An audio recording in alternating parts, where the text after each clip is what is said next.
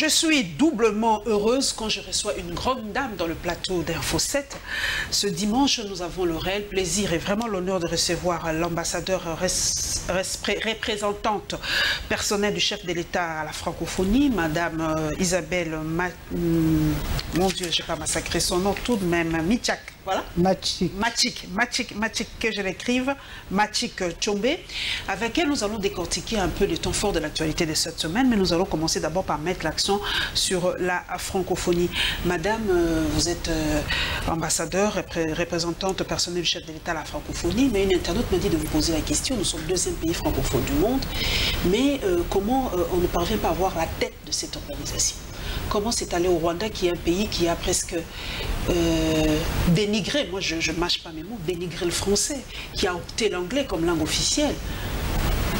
Mais le secrétaire général est élu par les chefs de l'État.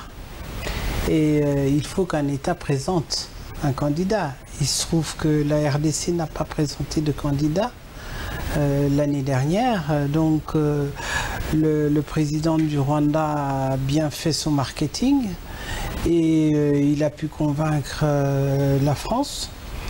Et je pense que vous connaissez le contentieux qu'il y a pu y avoir entre les deux pays, et je pense que ça a été une manière aussi de résorber ce contentieux.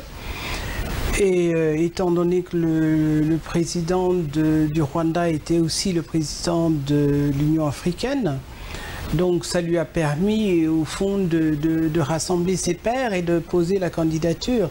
Nous avions échoué 4 ans plus tôt.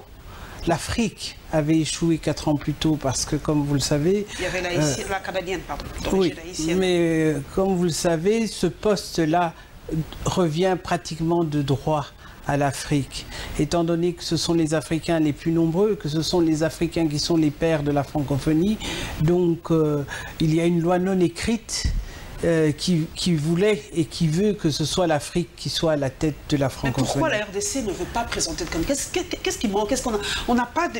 Moi, je me pose la question. Madame Isabelle, vous êtes une intelligence de mon pays, une élite, tout ça. Comment on ne peut même pas vous présenter, vous, comme à la tête de la francophonie? Moi, ça me dépasse. Permettez, c'est un peu de l'émotion, mais je me pose la question. Comment on loupe ce genre d'occasion, de rendez-vous? La RDC est toujours en dernière position. Ça ne nous intéresse pas à la tête de la francophonie? Je pense que la RDC pêche par l'émotivité. La RDC, très souvent, est sentimentale dans ses choix. Et on ne voit pas... Malheureusement, moi, je suis rentrée dans ce pays en 97 avec comme idéal la méritocratie. Mais je pense qu'on est bien loin du compte. Et il y a tant de calculs politiques qui engagent, et surtout quand on est quelqu'un comme moi qui ne parle pas toujours politiquement correct. Donc je crois que je n'avais pas le profil. J'avais peut-être le profil pour la francophonie, mais je n'avais pas le profil pour la RDC. Nous avons obtenu l'organisation des Jeux de la francophonie en 2021, mais nous savons comment est notre pays, nous n'allons pas nous voiler la face. Nous nous désistons toujours à la dernière minute. Est-ce que cette fois-ci, en 2021, ces Jeux se tiendront réellement, madame, ici en République démocratique du Congo? Écoutez, c'est un challenge. Les affaires sont là pour accueillir ces Jeux. Pour accueillir ces Jeux, il faut d'abord une volonté politique. La volonté politique a été marquée. Elle a été marquée d'abord par le chef de l'État qui a dit que... L'actuel chef de l'État qui a dit qu'en tant que premier pays francophone, parce que nous sommes le premier pays francophone en termes de locuteurs, et en tant que premier pays francophone, on allait véritablement jouer notre rôle dans cette francophonie. Il l'avait dit lorsqu'il avait reçu les ambassadeurs francophones, et tous les ambassadeurs d'ailleurs, mais il avait mis un accent particulier sur la francophonie. Et c'est dans cet élan-là que la candidature de la RDC a été posée après le désistement du Canada-Nouveau-Brunswick. Et ensuite, vous savez, il ne suffit pas de poser sa candidature, il faut pouvoir répondre à des prérequis. Et donc, il y a eu une équipe de la francophonie qui est venue ici. Il y a eu d'abord un dossier préparé par le ministère de la coopération et développement, le ministère de la jeunesse et des sports, le ministère de la culture, parce que les Jeux de la francophonie ont cette spécificité-là d'unir la tête et les jambes, pour résumer. Et donc, c'est dans ce cadre-là que, effectivement, la RDC a présenté un dossier. Et on a répondu aux prérequis. Le comité d'orientation de la francophonie est descendu en RDC pour vérifier ce que nous avions. Bien sûr, nous n'avons pas encore d'infrastructures parfaites, mais nous avons des infrastructures. Nous avons des infrastructures d'accueil, nous avons aussi des infrastructures sportives, mais il y a des réhabilitations à faire. Et ensuite, ceci est passé dans un jury pour pouvoir accepter notre candidature, et la défense a été faite sur le plan politique par le Premier ministre Tshibala. Et donc, grâce à son entre-gens et à son volontarisme marqué durant cette réunion, eh bien, la RDC l'a emporté. Quels sont les avantages, avant de passer au premier condensé, quels sont les avantages que nous allons tirer de l'organisation de ces Jeux ici en RDC? Mais je pense déjà qu'il y a un rayonnement. Il n'y a rien à faire. Quand vous avez de grandes manifestations comme celle-là, il y a un rayonnement, puisque vous allez avoir au moins 3000 journalistes qui vont venir du monde entier. Vous allez avoir les transmissions qui vont se faire à travers tous les pays francophones et même au-delà, puisqu'il y a TV5 qui transmet au-delà des pays francophones. Mais sur le plan politique, bien sûr, ça peut rapporter à la RDC. D'abord, je dirais, comme le sommet est resté dans toutes les mémoires francophones, jusqu'à aujourd'hui, on n'a pas encore égalé le sommet de Kinshasa. Donc je pense que ça sera un nouveau rayonnement qui permettra au pays de nouveau de vendre une bonne image, vendre une bonne image, de continuer à avoir cette crédibilité. Bien sûr qu'il y a des écueils, comme vous êtes en train de le dire, mais ils sont conscients de ça, ils sont venus nous visiter, donc je ne pense pas qu'aujourd'hui Ebola puisse être un frein. Non, je ne pense pas. Nous prenons le tout premier dossier, mesdames et messieurs, c'est le dossier concernant le professeur Bahati. Nous allons parler de la décision de son exclusion au sein du FCC et la réaction de Délice Sanga par rapport à une probable révision de la Constitution. Premier sujet, mesdames et messieurs.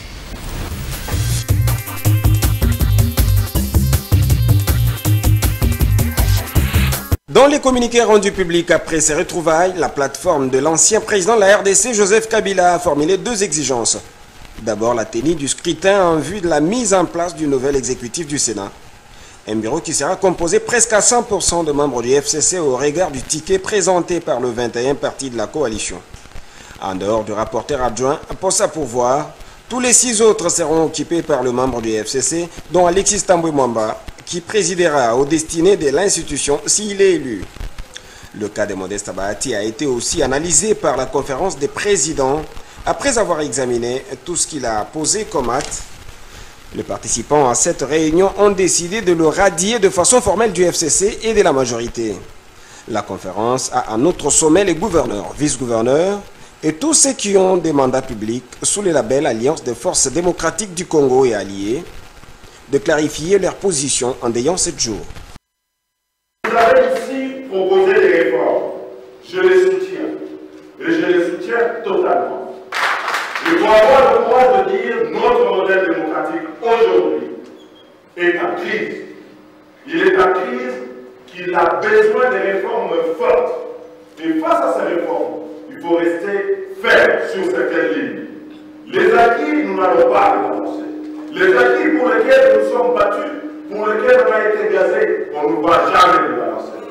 Mais par contre, c'est maintenant et pas demain qu'il faut engager la réflexion, le débat sur ce qu'il faut faire. Parce que généralement, dans notre pays, nous avons des montres et nous pensons que l'État nous appartient. L'État ne nous appartient pas.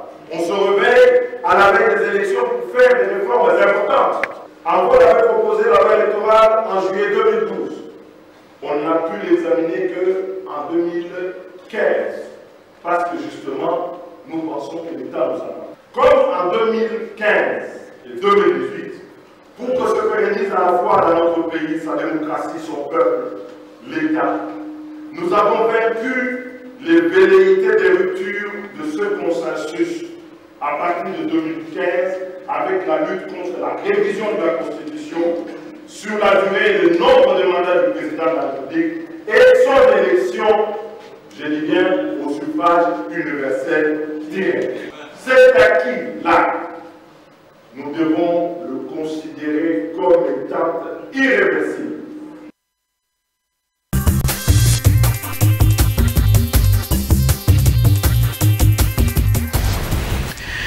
Madame Tchombe, ce qui se passe au sein du FCC, quelle est votre réaction? Est-ce que c'est vraiment, est-ce qu'ils ont vraiment le droit de laver leur linge sale comme ça, à travers des médias interposés? Moi, je pense que l'image que la classe politique congolaise est en train de donner au monde est une image absolument navrante, mais je pense qu'elle la donne aussi à sa propre population. Nous sommes dans un pays où... Donc la population n'a que le chef qu'elle mérite. Qu'elle mérite, c'est ça. Il est vrai, oui, il est temps que la population peut-être ouvre les yeux. Sanctionne. Ah oui, sanctionne. Il faut que véritablement le concept de la redevabilité soit intégré par la classe politique congolaise. C'est-à-dire que nous avons eu l'habitude jusqu'à présent de continuer à fonctionner selon une tradition orale. Il y a des écrits, mais on ne les respecte pas. Nous sommes les victimes, je dirais, les victimes tout à fait consentantes du fait du prince. C'est-à-dire que la décision est toujours vient de la tête et non de la base. Les partis politiques, les regroupements qui ont été faits jusque-là, je mettrais entre parenthèses l'AFDC parce que Modeste Bahati vient de la société civile. Donc c'est une autre manière de fonctionner quand on commence par les associations et la société civile. Mais par contre, tout le reste a été d'abord créé par la tête. Et donc, la base a peu de choses à dire. Alors, je trouve absolument navrant ce qui est en train d'arriver au FCC parce que on fait, je pense, à Modeste Bahati un mauvais procès. Un mauvais procès parce que on met en exergue, soi-disant, un manque de loyauté. Est-il rebelle aujourd'hui?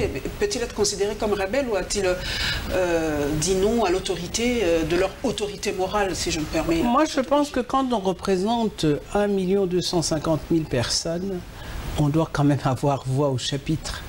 Je pense que c'est une considération qu'on donne à l'électorat. Parce qu'on nous dit souvent le peuple est souverain. Mais il faudrait pouvoir l'intégrer dans la réalité. Parce que quand on représente 1 250 000 personnes, je pense que on doit pouvoir être consulté, on doit pouvoir être considéré, parce que derrière vous, c'est cette population-là qui est considérée. Bahati n'exprime que sa frustration, Madame Tchombe. Tout simplement, il est frustré parce qu'il a l'impression qu'à chaque fois, oui, je pense qu'il exprime la frustration d'un regroupement, parce que derrière lui, il y a un regroupement. Et nous sommes une famille politique. Le FCC est une famille politique. C'est une plateforme électorale d'abord, il faut remettre les pendules à l'heure. Mais nous sommes un regroupement politique, une plateforme politique, ça veut dire que les uns et les autres sont des sociétaires. Et il a été dit en son temps que les uns et les autres devaient être représentatifs de leur poids dans la nation. Alors, dans le partage des responsabilités... Pas du gâteau, mais des responsabilités. Mais oui, parce que justement, malheureusement, beaucoup d'hommes politiques réfléchissent en termes de gâteau. Et c'est ça qui nous amène là où nous sommes, parce que c'est toujours en termes de gâteau. Mais si on parlait en termes de services rendus à la population, en termes de préoccupation du bien-être du Congolais, je crois que ce n'est pas toujours un cadeau que d'être aux responsabilités. Mais quand on réfléchit en termes financiers, en termes de passe-droit qu'on peut avoir, oui, c'est un partage de gâteau. Mais il y a quand même des dissidences aussi, on sait, de la FDC, des partis de Bahati. Il y en a qui disent que non, il reste fidèle à Joseph Kabila parce que c'est lui l'autorité morale. Je dis qu'on place les gens devant une sorte de choix cornélien. Hein?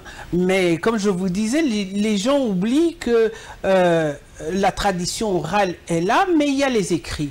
À partir du moment où vous rentrez dans un regroupement, vous signez une charte, vous signez les règlements de ce regroupement, que vous signez aussi qu'au cas où on vous débauche, vous devez être exclu ou bien encourir toutes les sanctions que le regroupement voudra. Vous signez aussi votre loyauté à votre chef de regroupement. Alors vous vous retrouvez avec quelle est la loyauté qui doit primer. Hein? C'est vrai qu'on a vu à Kingakati, les responsables du FCC signer une charte, je ne sais pas moi, je ne sais pas le contenu de ce qu'ils ont signé, mais j'ai l'impression qu'ils ont signé fidélité et loyauté à Joseph Kabila. Et aujourd'hui, on dit à Bahati, non, tu es considéré comme rebelle parce que tu ne respectes pas ce que tu as signé, vous le dites tout à l'heure. Non, mais quand vous signez une plateforme électorale, ça veut dire quoi? Nous signons pour aller gagner des élections. C'est ça la plateforme. C'est pas la fidélité au... C'est ça d'abord. C'est ça d'abord.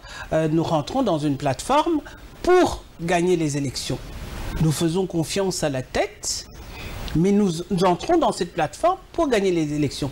Parce que s'il s'agissait simplement d'un parti unique, pourquoi est-ce qu'il y aurait une diversité de regroupements dans ce FCC? Il ne s'agit pas d'un parti unique, il s'agit de gens qui viennent avec différentes sensibilités, mais qui ont un projet commun, et le projet commun était d'aller à la victoire des élections. Et ils ont gagné, je crois, aux deux chambres du Parlement. Mais on a d'abord perdu la présidentielle, et je crois que ça, il faut aussi pouvoir l'évaluer et en tirer les conséquences. Madame Tchombe, nous allons parler un peu de la révision de la Constitution. Selon vous, est-ce qu'il y a des articles dans cette Constitution qu'on doit revoir, qu'on doit revisiter? Prenons par exemple la double nationalité. Est-ce qu'on doit revoir cet article de la double nationalité actuellement, vu les enjeux de l'heure, du monde et tout ça? Moi, je crois que nous sommes un des derniers pays qui a une nationalité exclusive. Nous avions emboîté le pas de la Belgique, qui était notre ancien métropole coloniale. Mais seulement, aujourd'hui, même la Belgique a été obligée d'accepter la double nationalité parce que le monde est devenu un grand village. Les gens vont et viennent, les gens font des mariages à travers le monde, les enfants naissent d'un coin à l'autre du monde. Alors, est-ce qu'on doit pouvoir leur refuser la nationalité de leurs parents? Je pense que c'est une anomalie et nous savons très bien ce que fait la diaspora pour la nation congolaise. Son appui financier, donc on ne peut pas à la fois, je dirais, prendre le beurre et l'argent du beurre et réclamer aussi l'argent du beurre. Par rapport aux élections du président, par exemple, on a proposé que le président de la République soit élu au suffrage universel indirect, vu le coût, hein, en RDC ça coûte énormément cher et tout ça. Pour vous, c'est aussi une façon de réguler cette situation, d'avoir des élections on ne peut plus crédibles et qui ne demandera pas trop d'argent. On est resté. Moi, je pense que tous les dommages que nous sommes en train de subir par rapport à des élections indirectes où la corruption foisonne, je pense que c'est assez dangereux. Je crois que pendant longtemps, on a confisqué la parole au peuple congolais en lui instaurant une dictature.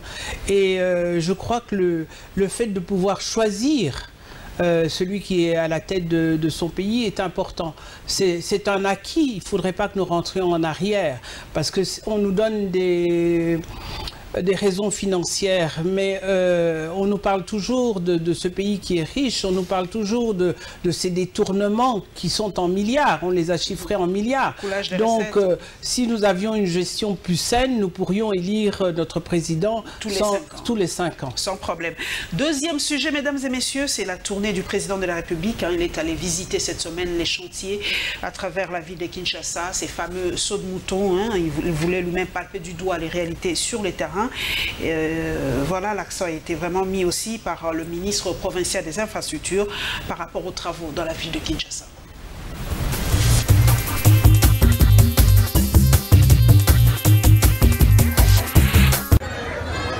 Il s'est agi pour le président de la République de s'imprégner personnellement de l'évolution des travaux de construction de ces sauts de moutons devant permettre la mobilité des véhicules et des passagers qui font face aux multiples bouchons à longueur de journée.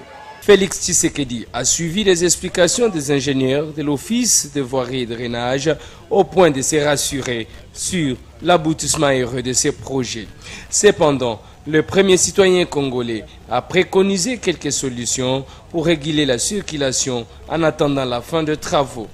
Il s'agit entre autres pour la police nationale congolaise de détruire tout le marché pirate créé aux environs des sites de construction des sauts de moutons et le respect du code des routes par le conducteur. Le directeur général de l'Office de voirie et drainage, Benjamin Wenga, a quant à lui renseigné que toutes les régies chargées de la construction de ces infrastructures sont tenues à l'œil pour la réalisation des ouvrages de qualité dans la période prévue. Notons que le chef de l'État, Félix Antoine Tshisekedi, a inspecté plusieurs sites, dont celui de pompage. Cette visite a débuté sur l'avenue de l'école Ngaliema où les travaux sont déjà très avancés. À son arrivée, Thierry Kabouya a été accueilli par les agents de l'Office de voirie et drainage.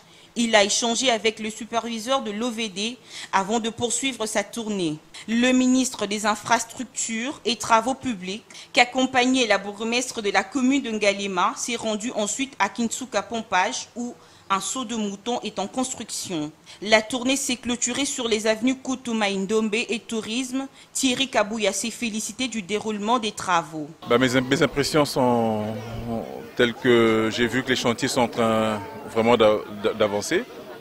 Et ces travaux ont été conçus dans le sens, dans une philosophie telle qu'il fallait désenclaver et désengorger cette partie de la ville de Kinshasa. Son Excellence, Monsieur le Gouverneur de la ville et Son Excellence, Monsieur le Président de la République ont justement pensé à résoudre ce problème d'embouteillage. La population de ce coin, quant à elle, remercie le chef de l'État pour cette initiative et demande la construction de dodanes pour plus de sécurité. Pour diminuer l'embouteillage. L'embouteillage, c'est là qui va bouchon par-ci par-là. Mais c'est là où il y a Salima, Salima tout cas, vous savez, c'est Mikitoko. Na CPL, le chef de l'État, Saline Zela, où on a habité dans ce quartier, les abonnés.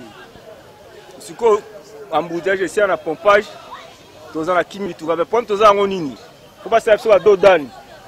Faut pas chauffer un sous, on a la vitesse, on va pour ça dégâts. Mais le moment où on a Saline Zela, moi, il s'est amusé à me dire que le moment où on a tout qui bango, on a Saline Zela, il ma réponse comme telle. Par rapport à dans le monde Zela, on a un quartier beaucoup plus résidentiel. On va vendre trop coteau, on va classe, on va aller de gauche à droite. Et de deux, pour Nzela, c'est place, il y a un piéton. Batiki espace va piéton. Signalons que ces travaux, une fois achevés, les avenues Maindombe et de l'école seront reliées pour éviter les embouteillages.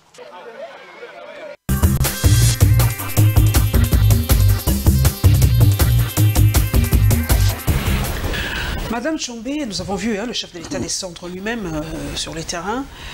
Et beaucoup de gens disent, c'est vrai, c'est la capitale, il a la facilité d'être sur le terrain. Est-ce que le président fera la même chose quand il y aura des travaux au Katanga chez vous, quand il y aura des travaux à Ilebo, quand il y aura des travaux à Mbandaka? C'est son job à lui de descendre comme ça partout et de vérifier. Ou on ne doit pas décentraliser un peu mais je ne crois pas qu'il pourra se rendre partout, mais il ira sans doute sporadiquement à certains endroits. Je crois que c'est plutôt... vous savez, on reproche très souvent aux différents chefs de l'État ou aux hommes politiques d'être dans leur bureau climatisé, d'avoir un écran entre eux et la population. Et je crois que c'est peut-être le message que veut transmettre le chef de l'État, à savoir vos préoccupations sont les miennes. Et cette descente sur le terrain, vous voyez, la réaction de la population est toujours un peu positive. Bien sûr, je ne pense pas que le président puisse se permettre de faire ça dans dans tout le pays. Mais ce sont des gestes ponctuels qui sont... Ce sont des signaux forts, en fait. C'est ça, qui renferment un message. À savoir, quand vous avez un président qui dit qu'il est guidé par le peuple d'abord, il est important que quand il initie des travaux au bénéfice de cette population, qu'il vienne montrer son intérêt.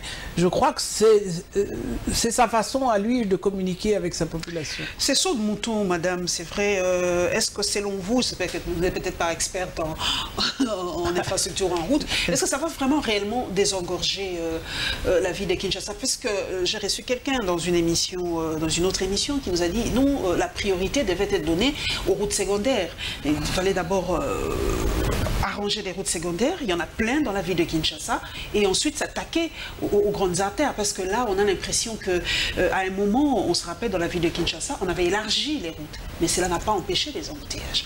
Est-ce qu'on ne fait pas des choses aussi de fois sans tenir compte de l'avis des experts, ou c'est seulement, comme vous le dites, des actions politiques pour qu'on le voit qu'il est en train de faire quelque chose? Mais je crois qu'avant d'entamer même une action politique, on a des avis d'experts, mais le tout est de savoir est-ce que les avis sont divergents ou convergents.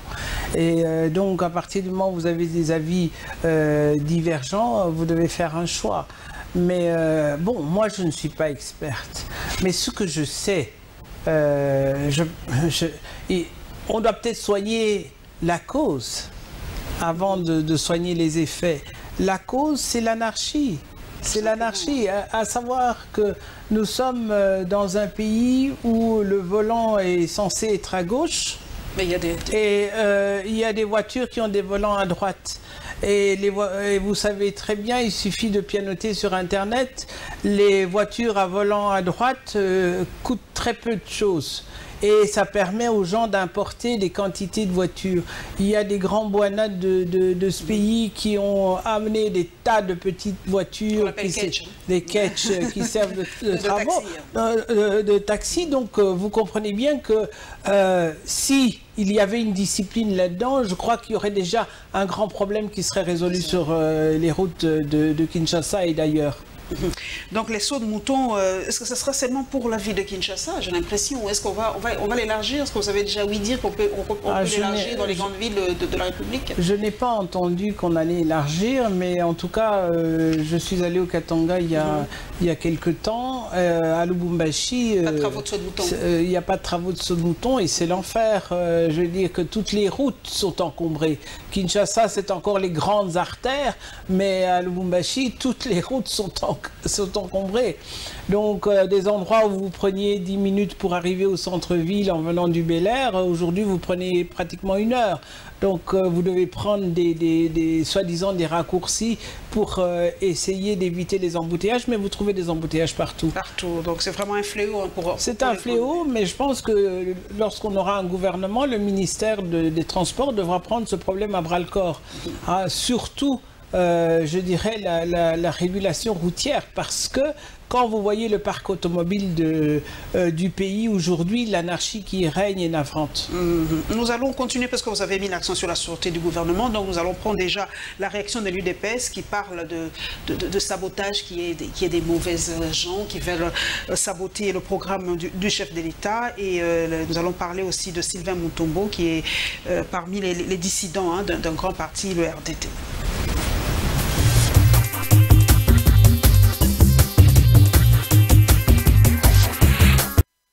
Non, mais ça, c'est une discussion qui doit être faite au niveau de la commission par rapport à cet assemblage, n'est-ce pas, des techniciens qui viennent des différentes structures, etc. Et on s'est dit, on va établir les thèmes de référence. Et là, les thèmes de référence sont dit, voilà, par rapport à l'urgence, s'il advenait que nous ayons quelqu'un qui puisse réaliser tel projet en ayant 1 mois, alors, parce que nous voulons véritablement montrer notre volonté volontariste pour réaliser des choses, eh bien, nous tombons sur sa personne.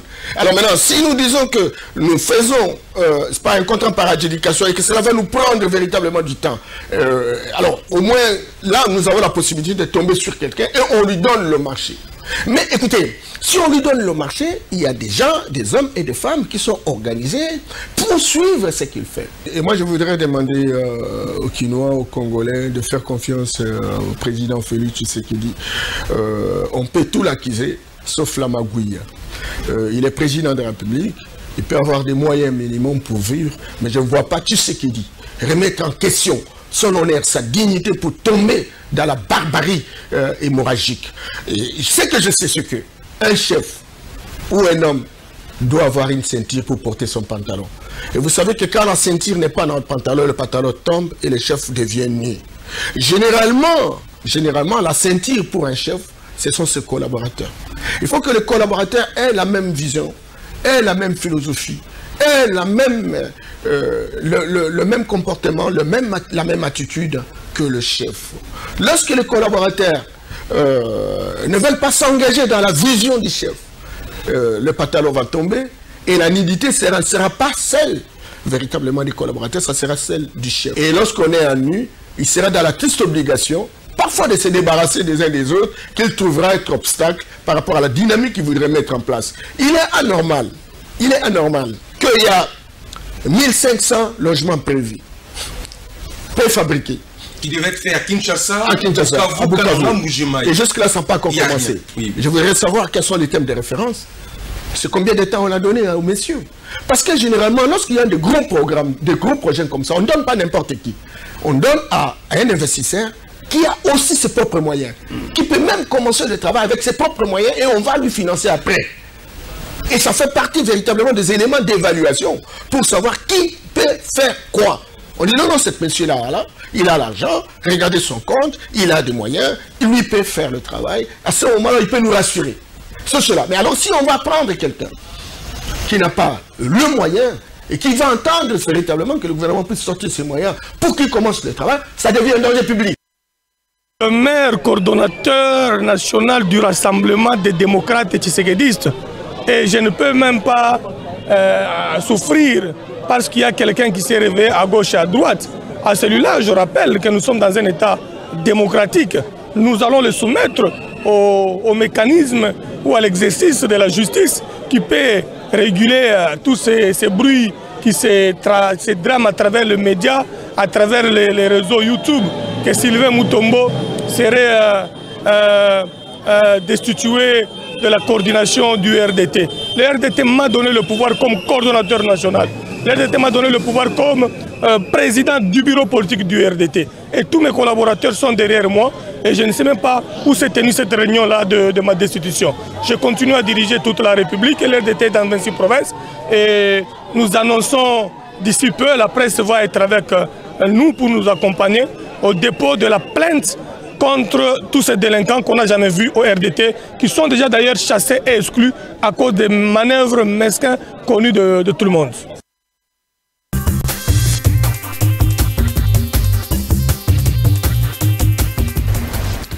Madame Isabelle Matchik-Tchombi, les collaborateurs du chef de l'État, c'est ça le problème. Hein? Nous avons suivi ce compatriote qui se dit que nous, si les collaborateurs du chef de l'État n'aident pas, eh ben, il va exposer sa nudité. Donc on va exposer la nudité du chef. Il a donné l'exemple de la ceinture avec le pantalon. Pour vous, actuellement aussi, vous croyez que notre chef de l'État actuel est-il bien accompagné? A-t-il des bons collaborateurs qui l'aident dans son travail actuellement? Mais je crois qu'il a des bons collaborateurs. Le problème est de savoir, vous savez que le chef de l'État, l'institution présidence de la République ne fonctionne pas seule. Elle doit fonctionner avec un gouvernement. C'est l'exécutif. Alors aujourd'hui, comment est-ce qu'on va pouvoir prendre la mesure de l'efficacité des collaborateurs du chef de l'État alors que nous avons un gouvernement démissionnaire? Donc je crois qu'à partir du moment où il y aura un vrai gouvernement, alors on pourra juger de l'efficacité de... Parce qu'aujourd'hui, comme il n'y a pas de gouvernement, tout est traité à la présidence de la République, c'est ce que les gens disent. En tout cas, on a parlé même de ce dossier des maisons préfabriquées, que l'argent a été débloqué, tout ça, et qu'on n'a même pas commencé les travaux. Si tout était traité, quand le chef de l'État signe une ordonnance, il faudrait pouvoir la faire appliquer. Or, il y a des ministres qui ne font pas appliquer les ordonnances du chef de l'État. Donc, je dis que c'est un couple, le gouvernement et l'institution présidence de la République. Donc, tant qu'il n'y a pas un gouvernement droit sur ses jambes, à savoir validé par le Parlement et composé par des ministres venant de cette coalition, nous aurons des ratés. Et les collaborateurs du chef de l'État ne pourront pas donner la mesure de leur capacité, puisqu'il y a toujours un frein. À partir du moment où vous allez prendre des initiatives, les collaborateurs du chef de l'État font la jonction entre lui et le gouvernement. Alors, s'il n'y a pas réellement de gouvernement en fonction, plutôt qu'un gouvernement qui traite des affaires courantes, il est difficile véritablement de juger de l'efficacité des collaborateurs du chef de l'État. Madame Tchombié, c'est vrai que vous sillonnez le monde, c'est vrai que c'est pas la première fois qu'il y ait deux tendances à la tête d'un pays. Ça s'est vu en France avec Chirac, François Mitterrand à l'époque. Est-ce que pour vous, cette coalition est vraiment bénéfique? Je ne sais pas, on en est où aujourd'hui, s'il y a encore coalition ou cohabitation, parce que il y en a qui disent carrément, avec tout ce qui se passe, parce que vous savez que demain, le lundi déjà, ça va barder, parce que Moukoko Fils et l'autre du PPRD vont s'entretuer dans la... Je pèse bien mes mots, parce que ça barde déjà dans les réseaux sociaux. Chacun se dit prêt pour la guerre, parce qu'ils disent que non, ils vont dévoiler ce que c'est dit dans le deal. L'autre dit que non, Fachi doit casser ce deal et tout ça.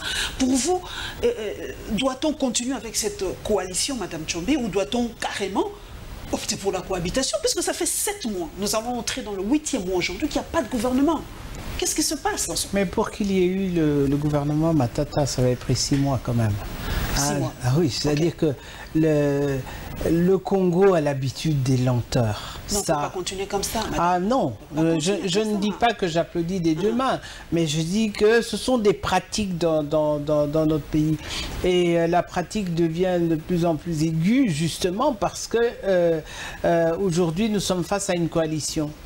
Au départ, certains de nos amis, je pense, voulaient voir ça comme une cohabitation, mais ce n'est pas possible de fonctionner dans une cohabitation. Donc c'est une coalition. Et dans une coalition, il faut arriver quand même à un programme commun de gouvernement et à une entente sur ces vertèbres que doivent être le gouvernement et les personnalités qui doivent animer le gouvernement. Est-ce qu'ils sont en train, madame, de mettre en commun leur programme, ou ils sont en train de parler des têtes des personnes? Parce que là, on ne comprend pas. Parce que la RDC manque des personnes capables d'être dans ce gouvernement.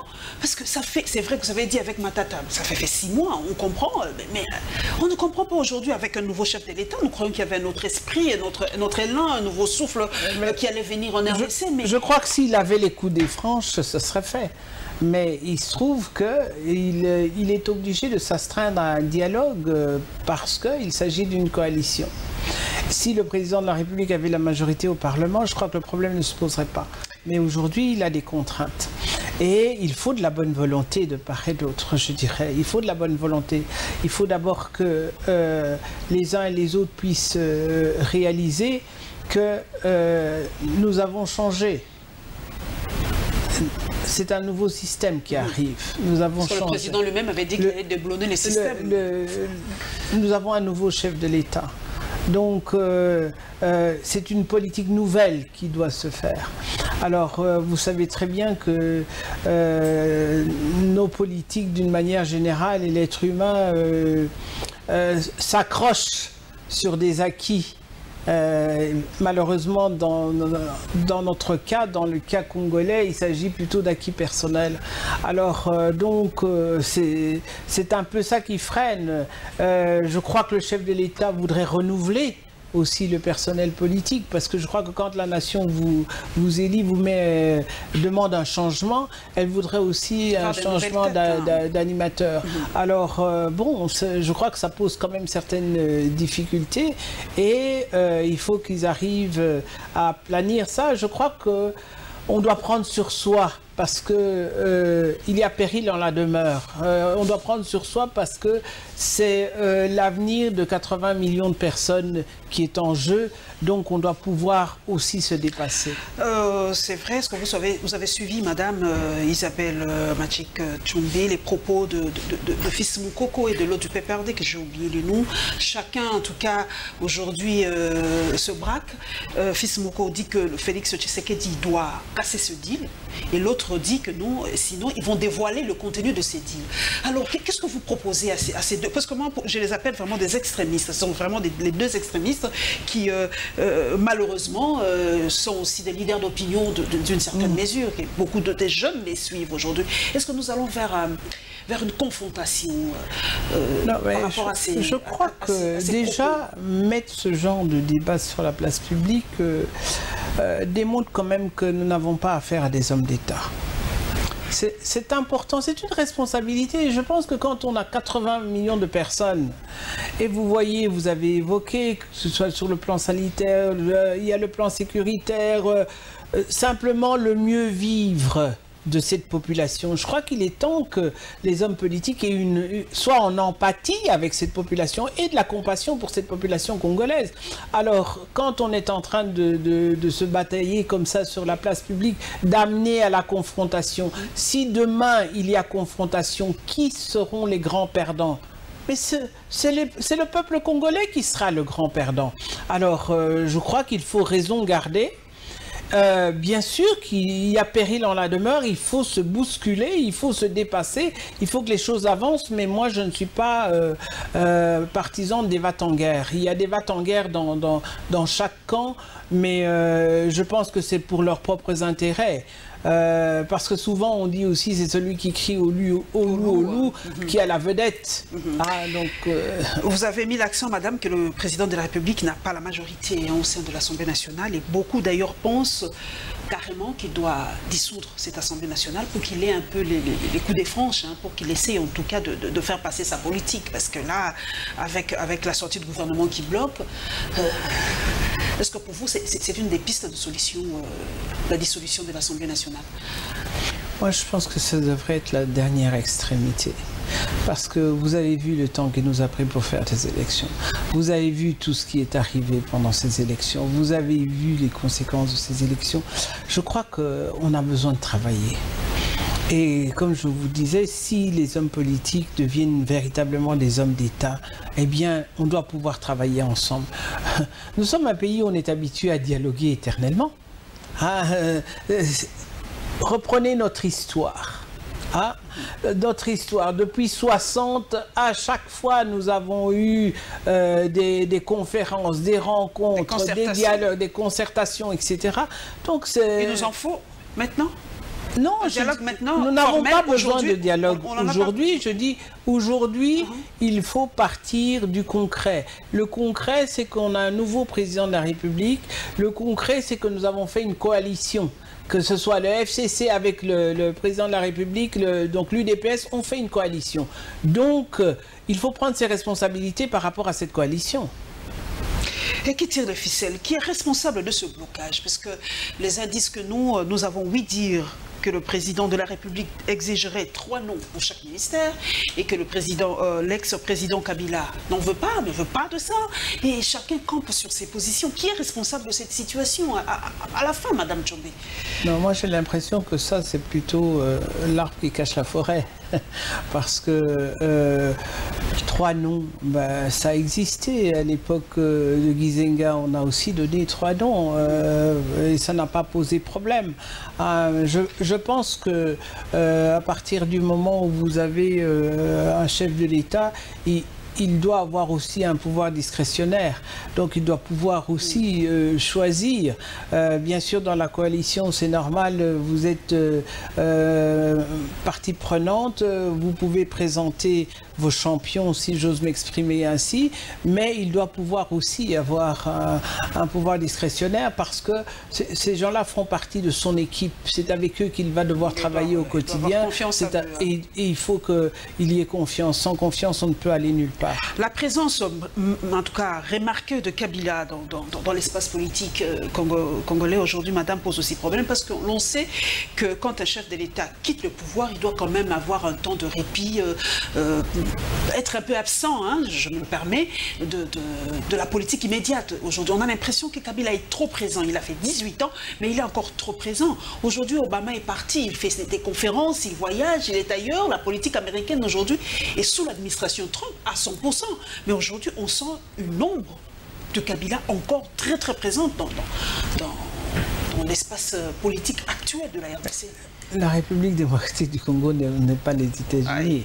Ah, ça, loin s'en faut. Et puis, on n'a pas besoin d'être les États-Unis. On doit avoir, je dirais, le pays qui nous convient et les systèmes qui nous conviennent, pas du copier-coller.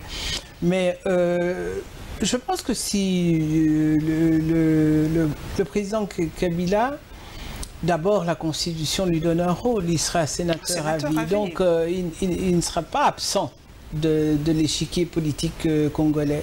Il se trouve que 18 ans à la tête d'un pays, ça laisse des traces. 18 ans à la tête d'un groupement politique, d'hommes politiques, ça laisse aussi des traces. Et je ne sais pas si c'est lui qui veut absolument être présent. Ou ce sont les autres qui le coptent. Si ce sont les troupes qui se mettent derrière lui et qui veulent qu'il soit présent.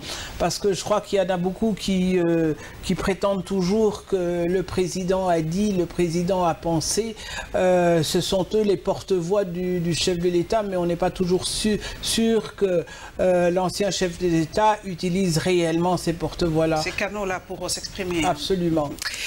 Nous prenons autre chose, nous allons parler un peu de l'Ebola, cette épidémie qui en tout cas ne cesse de nous angoisser parce que l'Ebola est à la porte d'une des grandes villes de la République démocratique du Congo. L'Ebola est à la porte de Goma et avec Goma nous savons comment les Congolais aiment voyager. Donc comme c'est à Goma avec les avions, en tout cas on a une certaine peur, mais je crois que les mesures, comme l'a dit le chef de l'État, sont prises pour en tout cas essayer de contenir cette maladie.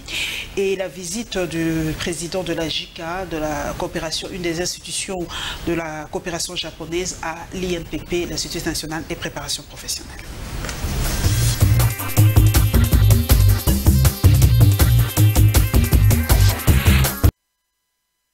La lettre adressée à la population par le ministre de la Santé révèle un nouveau cas de la maladie à virus Ebola dans le Nord Kivu. Il s'agit d'un pasteur qui voyageait à bord d'un minibus en provenance de Goma vers Butembo, passant par Kanyabayonga, Kiwanja et OPRP, qui sont les points de contrôle sanitaire de la maladie à virus Ebola. Le patient ne semblait pas présenter les symptômes du virus. Il a même écrit des noms et prénoms différents sur les listes des voyageurs, probablement indiquant sa volonté de cacher son identité et son état de santé.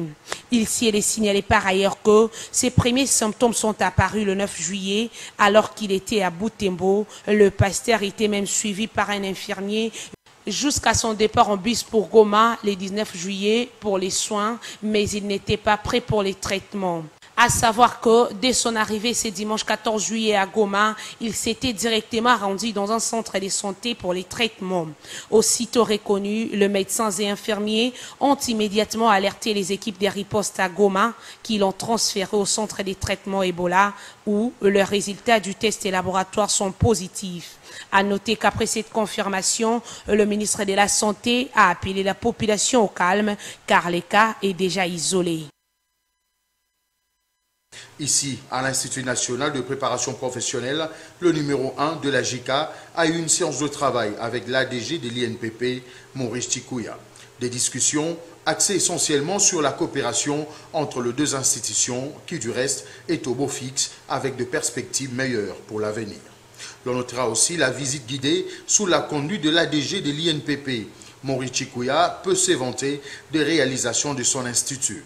Shiniki Kitaoka a palpé du doigt les performances de l'INPP en termes d'installation et ateliers, sans oublier le nouveau bâtiment récemment construit. Le numéro 1 de la JICA a été également gratifié de l'expertise de Maurice Chikouya. Cette visite est significative avec les transferts de technologies que l'Agence japonaise de coopération internationale est en train de faire ici à l'INPP. Ça permettra au Congo d'avoir l'expertise nécessaire dans plusieurs domaines de la vie. Vous êtes sans ignorer que la formation aussi contribue à la pacification du pays, à la cohésion et à la réduction de la pauvreté. L'hôte de ces derniers a été non seulement édifié, mais aussi séduit par la gestion de l'ADG de l'INPP. Shineki Kitaoka s'est aussi félicité de cette coopération avec l'Institut national de préparation professionnelle. Il a en outre rassuré sur le renforcement de la coopération entre la JICA et l'INPP, de quoi apaiser l'ADG de l'Institut national de préparation professionnelle qui pourra voir l'aboutissement d'autres projets.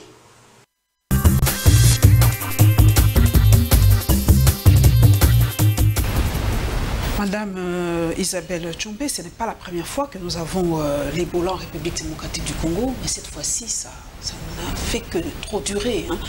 Plus d'une année qu'on a Ebola aujourd'hui. Qu'est-ce qui se passe? Pourquoi on ne parvient pas à contenir et à éradiquer tout simplement cette maladie? Écoutez, moi je ne suis pas le médecin d'abord et je ne suis pas non plus le ministre de la Santé, mais quand je vois comment le ministre de la Santé se démène pour essayer de trouver des solutions à ce problème qui perdure, je pense qu'il faut d'abord le féliciter, parce que ce n'est pas évident. Mais on vient de nous passer l'extrait qui concerne Goma. Bon, là, il semble qu'il s'agit quand même d'une responsabilité personnelle de quelqu'un qui a caché sa maladie. C'est ça qui a amené. Donc il faudrait aussi parler de la responsabilité des uns et des autres. Comment voulez-vous, si les médecins se battent pour isoler les cas, pour pouvoir juguler ce fléau, que des gens qui ont quand même des responsabilités puissent se permettre d'aller transmettre. C'est peut-être pas que je justifie Madame Tchoumbé, mais c'est peut-être aussi la peur de la stigmatisation, parce qu'avec le sida, nous savons déjà comment ça se passe. Alors quand vous avez Ebola, les gens ne vont plus vous approcher et tout. Peut-être que les gens ont peur aussi. Il faut peut-être que le ministère parle aussi. Il y a une pédagogie à avoir. Ça, je n'en disconviens pas. Il y a une pédagogie à avoir. Mais je dirais que quand on est conscient d'avoir cette maladie-là, on a aussi une responsabilité par rapport aux autres. On n'est pas trop contaminé bien sûr, les autres. Sûr. Mais il y a un autre volet. Une internaute, en tout cas de Paris, m'a dit de vous poser de questions, parce que quand on est à l'extérieur, tout est amplifié. Vous le savez comment ça se passe. Alors, elle se dit, est-ce que cette maladie n'est pas aujourd'hui utilisée comme arme de guerre, comme le viol a été utilisé en RDC comme arme de guerre? Parce qu'on ne comprend pas que cette maladie perdure aujourd'hui. Parce que l'image de la RDC est ternie. Hein. Nous qui voyageons, c'est le pays de l'Ebola, on est contrôlé 10 fois, 15 fois. Bon, comment ça se passe? Est-ce que ce n'est pas aussi une façon de détruire un peu l'image de la RDC? Moi aussi, je voyage beaucoup. Ça dépend où vous allez pour qu'on vous contrôle. Oui, je suis parti par exemple en Ouganda. Oui, quand vous arrivez à l'aéroport, c'est normal, ce sont les pays limitrophes. Mais je voyage en Occident, on ne contrôle pas. Donc, je crois qu'il ne faut surtout pas s'affoler déjà.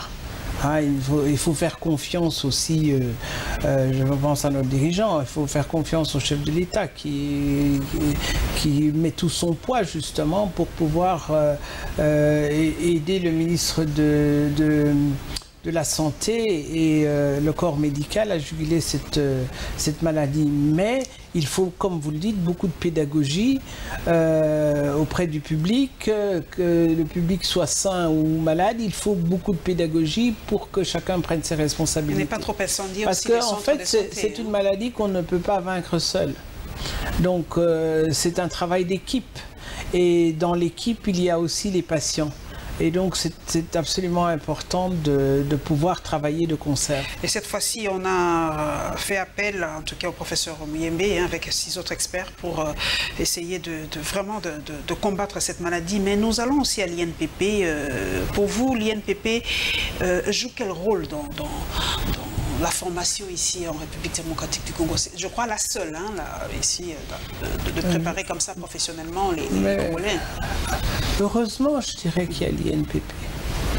Parce que le drame l'un des drames, mais je dirais que c'est quand même un drame important de la RDC, c'est qu'on a mis un trop grand accent sur les études universitaires, sur les sciences humaines, et trop peu d'accent sur les techniques, sur les métiers professionnels.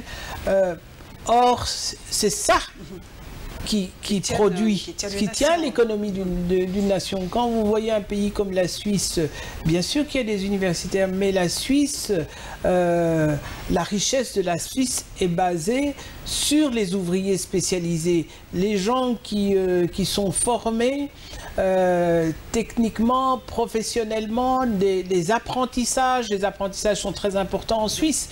Donc l'apprentissage vous amène à la spécialisation dans votre métier. Les ouvriers spécialisés de Suisse gagnent bien mieux que nos directeurs ici. Donc, et bien mieux que certains directeurs dans les pays occidentaux. Parce que, effectivement, ce sont des métiers qui sont recherchés et qui sont vraiment une valeur ajoutée très dans utile le pour pays. une nation. Hein. Bien sûr. Parce que nous avons par exemple les forêts, madame, mais pas des spécialistes congolais par rapport à la forêt, par rapport aux eaux, par rapport même au coltan et tout ça. Alors, personne ne mais oui, même les minerais, je vous dirais, même les minerais. Nous avons je dirais, quand on se base sur l'artisanal, hein, je ne parle pas de nos sociétés, mais quand on se base sur l'artisanal, on voit les orpailleurs, on voit tous ces gens-là, mais combien de fois nous n'arrêtons pas à nos frontières des étrangers qui fraudent, etc. Parce que, justement, eux ont la technicité, les transforment et les nôtres. Nous n'avons pas. Dommage, j'espère que l'INPP s'y penchera aussi par rapport à ces domaines des minerais, des forêts et tout ça, et former un peu les Congolais, parce que nous devons transformer ce que nous avons en richesse. Mais on ne restera pas éternellement potentiellement riche. Oui, mais il faut réellement, ce que j'ai aimé dans l'intervention, c'est le transfert de technologie. Parce que nous, effectivement, nous faisons souvent venir des gens de l'étranger, mais qui ne nous transmettent pas la technologie. Donc nous sommes toujours éternellement obligés de faire appel à l'extérieur pour venir résoudre des problèmes que nous pourrions résoudre alors si nous avions un vrai transfert de technologie. Ça sera vraiment une très bonne chose. Nous allons revenir en politique, mesdames et messieurs. Nous allons avoir la réaction de Mende qui a été battu lors de l'élection de gouverneur au Sankourou, et pourtant l'Assemblée provinciale du Sankourou est vraiment en majorité FCC, et d'ailleurs les gens disent déjà c'est ce qui va se passer probablement au Sénat, parce qu'ils n'ont pas respecté le mot d'ordre. Il s'est plaint d'ailleurs, Lambert Mende. Et nous allons voir la réaction de Yokabaz, une structure du pouvoir, par rapport d'ailleurs aux élections au Sénat.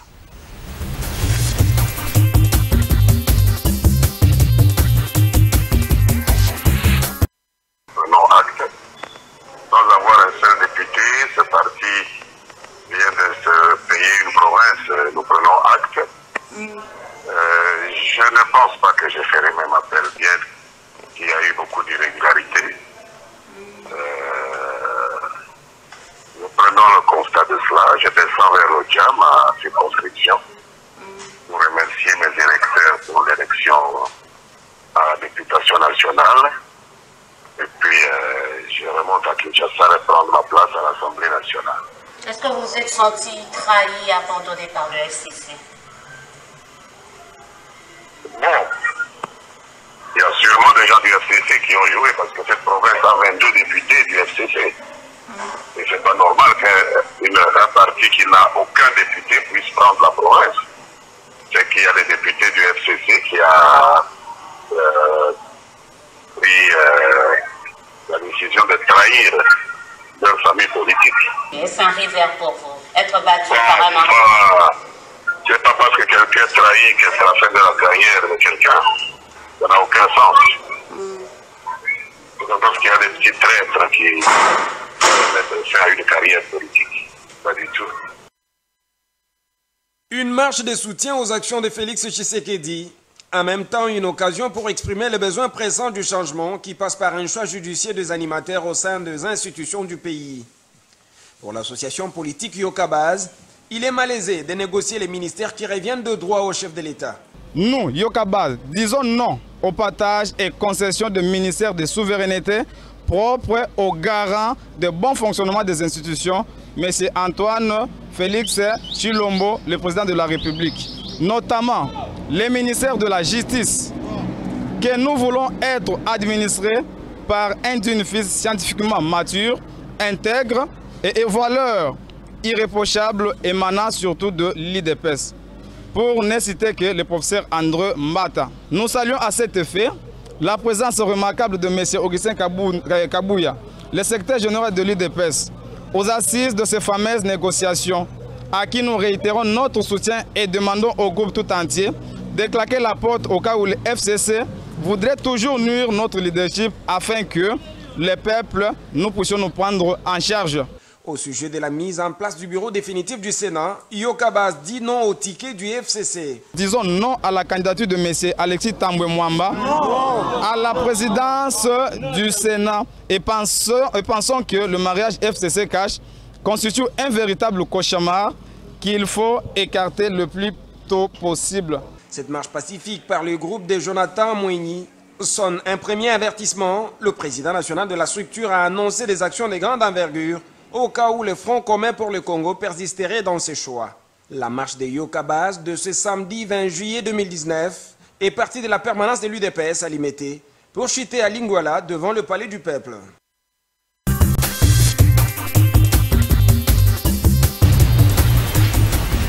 Madame Tchobé, nous revenons encore à ce sujet parce que c'est vraiment ça, la vie du Congolais, la vie politique congolaise. Ce cauchemar, comme le dit Yokabaz, de cette alliance, parce qu'ils disent que si le FCC continue toujours à faire ça, à bloquer les actions du président de la République, eh ben, il y aura des actions d'envergure. Alors, qu'est-ce qui va se passer? Parce qu'on a l'impression que ça bloque. D'abord, moi, je trouve ça très sain qu'il y ait des Yokabaz. C'est très sain. Je trouve ça très sain. Je trouve ça très sain parce que, de nouveau, une population parle. Et elle exprime ses desiderata et je pense qu'elle commence à... Elle bouscule. C'est important. C'est-à-dire qu'elle devient partie prenante. Ah, et si c'est la jeunesse, puisque c'est quand même la jeunesse qui est majoritaire dans notre pays, donc je pense que c'est sain. Et comme toute jeunesse, elle est impétueuse, impatiente et parfois excessive, donc elle ne comprend pas toujours ce que se disent les gens autour d'une table et comment fonctionnent les négociateurs. Donc je comprends très bien qu'elle puisse s'impatienter. Mais c'est très sain. Il faut absolument que les gens s'expriment. C'est très important parce que, comme je vous disais tout à l'heure, il faut que nous intégrions la redevabilité. Et il faut aussi que cette population sache qu'on a les princes qu'on mérite. C'est-à-dire qu'on doit choisir en âme et conscience des gens de valeur pour vous diriger. Ils ont dit non au ticket FCC au Sénat, donc non à M. Alexis Tambwe Mwamba. Pour vous, est-ce que Alexis Tambwe Mwamba a-t-il des casseroles à porter? Pourquoi il n'aime pas? Et pourtant, Alexis Tambwe Mwamba sont tous du FCC. Pourquoi ils disent non? Moi, je ne sais pas si c'est une histoire d'aimer ou de ne pas aimer. Je crois que le combat de Modeste Bahati, c'est un combat de justice, à savoir je suis représentatif d'une population, je suis un élu, je représente des élus, je représente des personnalités politiques, je représente un groupement et à côté de moi on me met un indépendant qui ne représente que lui-même. Joseph Kabila s'est présenté aussi en indépendant, donc deux fois. Non, mais non. Toujours en indépendant. Je dirais que Joseph Kabila était, d'abord, il était président de la République quand sont arrivées les élections. Il avait un rôle de rassembleur. Et je pense que s'il avait été affublé de l'étiquette PPRD parce que vous savez très bien que le PPRD parfois a des tentations, je dirais, de s'imposer. Hégémonique. Hégémonique, pour reprendre votre mot, pour ne pas dire impérialiste. Mais j'espère que mes amis ne m'en voudront pas. Mais c'est une tentation, je dirais, du fils légitime. Et souvent, il se considère comme le fils légitime et que les autres sont des fils naturels. Donc, je crois que c'est dans ce sens-là, dans un sens de rassembleur, que le chef de l'État avait pris à l'époque l'étiquette d'indépendant. Mais aujourd'hui, il y a une plateforme, c'est lui qui l'a créée, d'ailleurs, cette plateforme, où il y a plusieurs sociétaires. Et donc, il faut pouvoir faire l'équilibre. Alors, si, je dirais, l'AFDC allié rue dans les brancards, mais je dirais que c'est peut-être celui qui rue tout haut, qui fait beaucoup de bruit, parce qu'il tape du poing sur la table pour que justice soit rendue. Mais je pense qu'il y a beaucoup d'autres petits partis qui aussi ruent, mais je dirais en mode silencieux. Alors nous le verrons au Sénat comment les gens vont ce qui s'est déjà passé pour l'élection du gouverneur au Sankourou, est-ce que ça augure déjà ce qui va se passer au Sénat? Parce que beaucoup de gens disent que voilà, tout le monde s'attendait à l'élection de Lambert Méné, c'était majoritaire l'Assemblée provinciale du Sankourou, majoritaire FCC, mais voilà, la déconvenue de Méné. Est-ce que ça augure déjà ce qui peut se passer au Sénat? Parce que déjà Tambo Mamba n'a pas une odeur de sainteté, déjà ça ne passe pas au sein de l'opinion, c'est l'homme de Joseph Kabila, donc il va être sanctionné que pour ça. Donc on aura peut-être une surprise que ce soit Bahati qui soit élu. Si sa candidature est acceptée, comme Néhémie a déjà porté plainte, va pas porter plainte, mais il va vérifier un peu cette histoire de plainte de Bahati. Donc il y a encore une guerre. Je dirais que c'est les vieilles méthodes éculées, je dirais. Mais c'est vrai, les dédoublements de partis, chercher noise en justice, parfois fabriquées. Je dis que ce sont des méthodes quand même qui fatiguent, et la population en est fatiguée et la classe politique aussi en est fatiguée. Je pense qu'il faut apprendre le dialogue, il faut surtout apprendre le respect. La RDC souffre, la classe politique souffre en RDC parce que, nous avons mis l'argent au-dessus de tout. L'arrogance de l'argent a fait qu'on en a méprisé nos citoyens, on en a méprisé même les élus, puisqu'on estime qu'ils sont monnayables. Et justement, l'argent a tué cette considération, ce respect qu'on doit avoir pour autrui. Et véritablement, moi, je souhaite que ça soit derrière nous. Et si l'élection au Sénat peut augurer de ce changement-là, j'applaudis à deux mains, parce que je vous dirais, nous sommes des mamans, nous élevons nos enfants, nous essayons d'élever nos enfants dans la rectitude, dans l'honnêteté, et nous qui faisons partie de cette classe politique, quand nos enfants voient le spectacle que nous donnons, quand nos enfants voient comment l'argent est devenu le maître mot, et je crois que non. Il faudrait qu'on arrête ça. Il faut changer. Il faut changer. Il faut changer. Nous allons terminer, mesdames et messieurs, par l'ULK, ce qui s'est passé à l'Université libre de Kinshasa. Nous allons découvrir d'ailleurs ces dossiers et nous allons parler un peu de Tshombe. Parce que j'ai reçu la fille d'un des grands politiques de mon pays, M. Moïse Tshombe. C'est vrai que la nouvelle génération peut-être ne le connaît pas trop. L'histoire de ce pays doit être dite et redite par nous, les fils de ce pays. Qui est Moïse Tshombe? Eh bien, sa fille va nous parler un peu d'elle dans ce dernier dossier.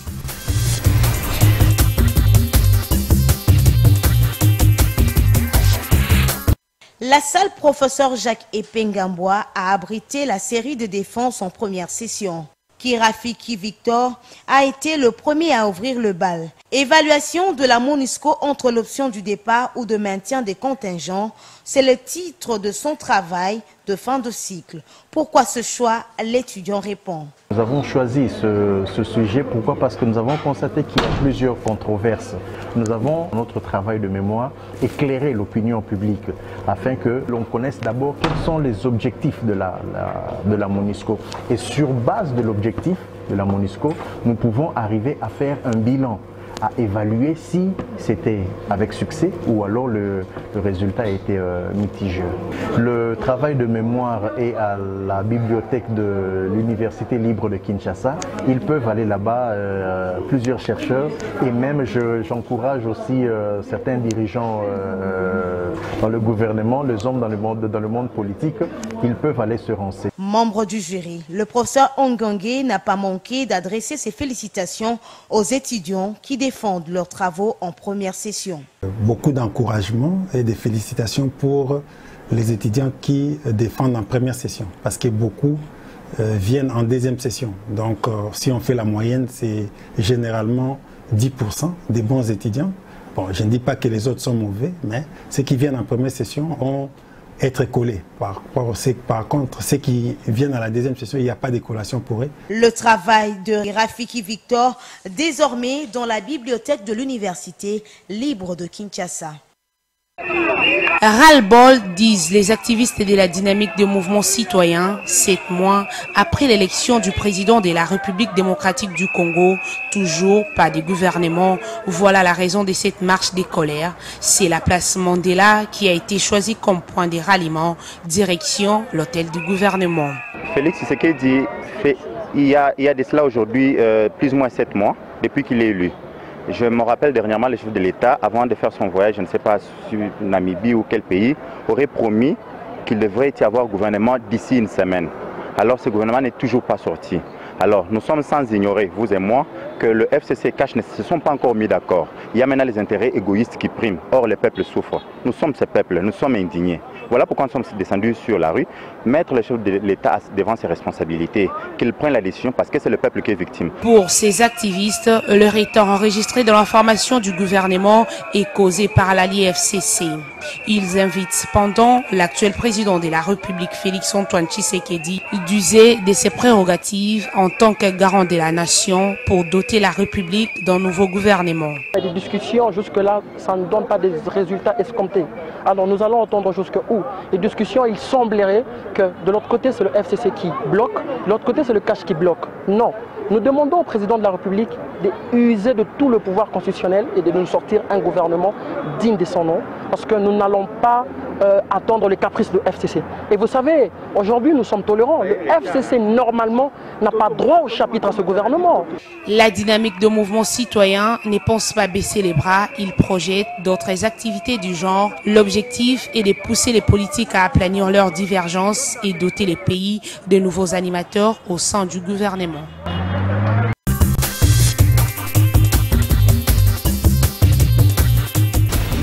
Pas revenir dessus, mais madame, vous avez vu encore, le peuple a encore parlé, donc le peuple s'indigne, s'exprime. Jusqu'à quand nous allons attendre ce gouvernement? Mais il est temps de l'écouter.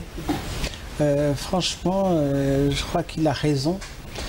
Mais peut-être qu'après les élections du Sénat, les choses vont se décanter, puisque il y aura peut-être une nouvelle carte qui va se dessiner sur le plan politique. La politique est dynamique en RDC, comme on dit. Tout à fait. Les alliés d'hier peuvent être des ennemis d'aujourd'hui, les ennemis d'aujourd'hui peuvent être des alliés. Donc c'est compliqué. Donc comme je l'ai dit tout à l'heure, madame, nous allons parler un peu de Tshombe. Quand on dit Tshombe, on voit sécession du 80. C'est l'image qui est collée à Moïse Tshombe jusqu'à aujourd'hui. Est-ce que nous revenons un peu dans cette partie de l'histoire, parce que je m'adresse à cette nouvelle génération. Est-ce que Moïse Tshombe avait-il raison de proclamer cette sécession quelques mois après l'indépendance de la RDC? Quelques mois, c'est long. C'est quelques jours d'ailleurs, c'était le 11 juillet. Tout à fait. Je connais un peu l'histoire de mon pays. 11 juillet Tout à 60. fait. Cette sécession, mais je voudrais d'abord revenir sur le fait qu'effectivement, quand on parle de Moïse Tshombe, en RDC, on parle de sécession. Parce que pendant des décennies, on a voulu le réduire à ça. Parce qu'on a voulu faire oublier son passage en tant que Premier ministre de ce pays et au bout du compte victime du coup d'État du 24 novembre et qu'on attendait, la population attendait qu'il soit le nouveau président de la République. Mon père était d'ailleurs dans le parti de votre papa.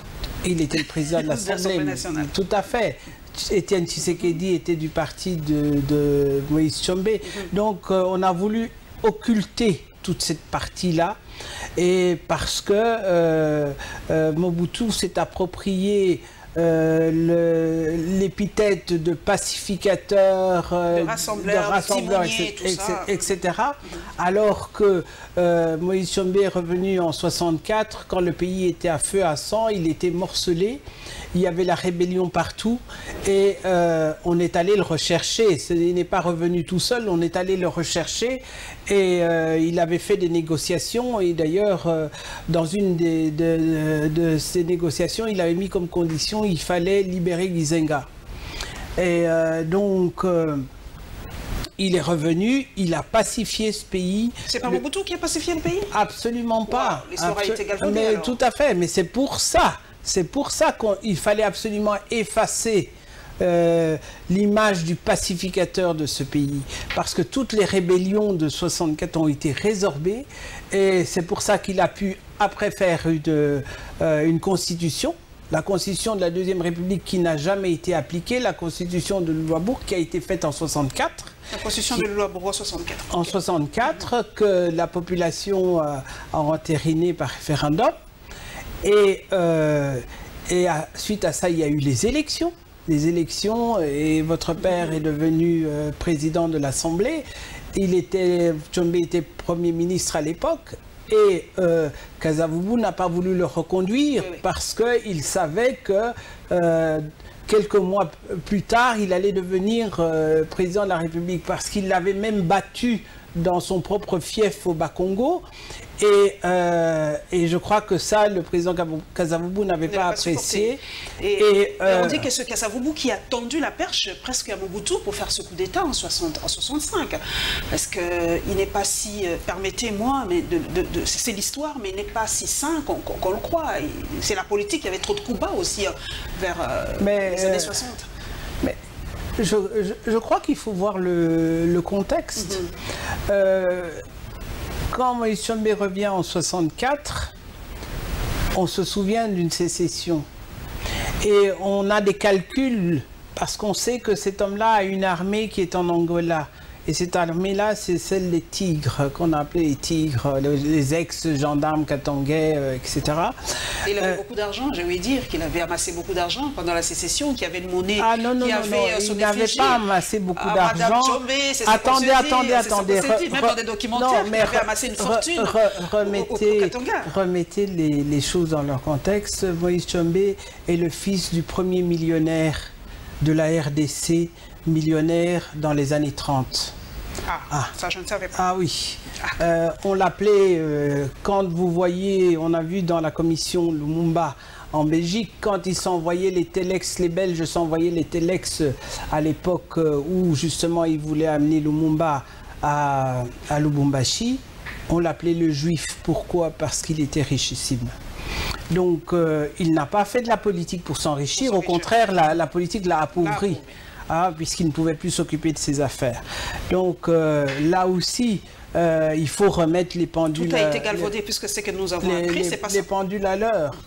Donc lui, il est le fils de Joseph Tshombe, qui était le premier millionnaire africain de son époque. Donc il n'avait pas besoin, et ce Joseph Tshombe employait des Blancs à l'époque coloniale. Donc il n'avait absolument pas besoin de s'enrichir par la politique, et ceci changeait aussi son rapport par rapport aux Blancs et aux coloniaux. Parce qu'on a aussi voulu dire c'est l'homme des Blancs, etc. Non, c'est l'homme qui employait les Blancs. Pour garder les minerais. Mais c'est l'homme qui employait les Blancs.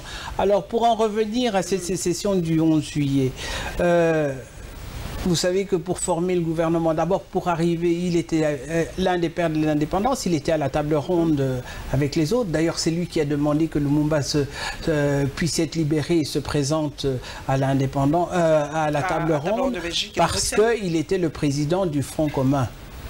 À la table ronde. Et donc c'est lui qui a fait la demande à la Belgique de libérer Lumumba pour qu'il vienne participer à la table ronde, parce qu'il ne voulait pas que les décisions qui allaient être prises à la table ronde puissent être contestées par Patrice Lumumba.